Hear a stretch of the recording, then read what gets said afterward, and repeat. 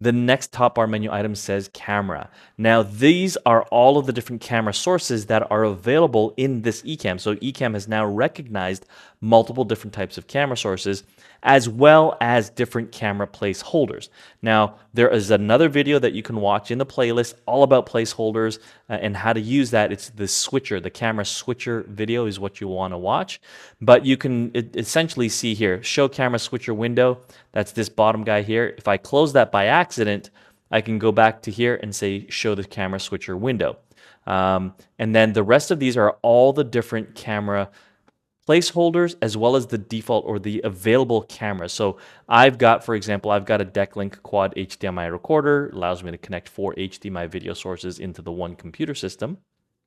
And so therefore it's seeing 4 different sources, but 3 are grayed out because there's nothing connected to it. So it's not going to allow me to select those, but this is my main camera right now. I also have OBS installed and the virtual camera is being detected. These guest items here are all the interview mode guests and the Zoom guests that I have assigned to specific guest placeholders in my scenes. Again, if that's something that you need to dive deeper into, go into the scenes and the overlays video about camera placeholders. And these A, B, C, D are also camera placeholders as well. But what essentially this menu here allows you to quickly switch between those different cameras inside of this scene. Because this is a camera scene, it allows me to switch whatever option is there.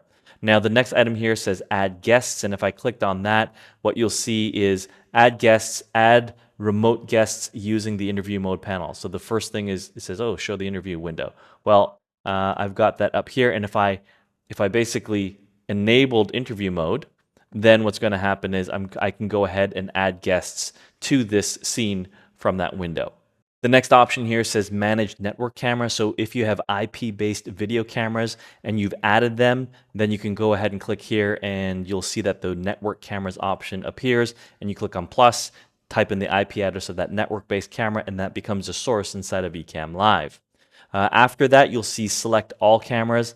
This allows you to essentially bring in all cameras that are available to Ecamm Live and put them inside of this one scene. So if you have 4 cameras connected, it'll show all 4 cameras. If you have 1 camera, it's only 1. If you have 2, then it's 2. Right now, this is showing a blank source because I have nothing connected to this other computer system other than this one camera.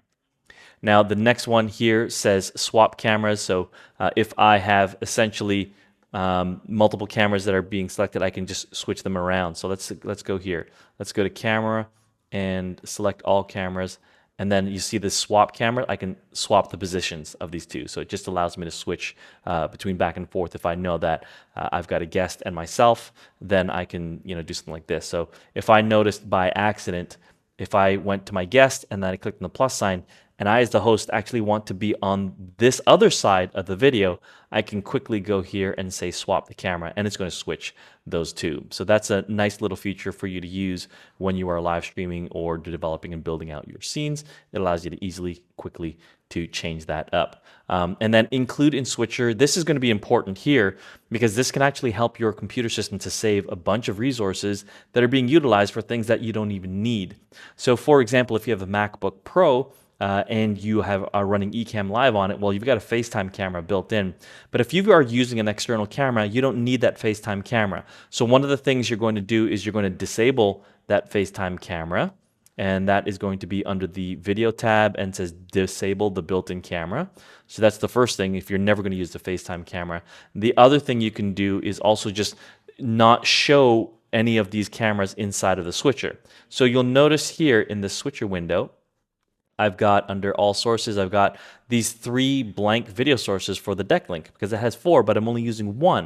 Well, if I don't want to show these 3, I don't need to have them sitting here doing nothing because I'm never going to use them. So I can just go over here to the include in switcher and I can uncheck and you'll see that disappears and I can go again here, uncheck the second one, and then go ahead and also uncheck the third.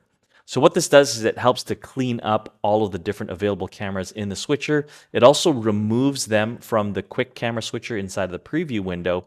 However, what it also does is if there are other video sources on here that I'm not using, it actually helps to reduce some of the resource load because Ecamm Live is now ignoring those video sources.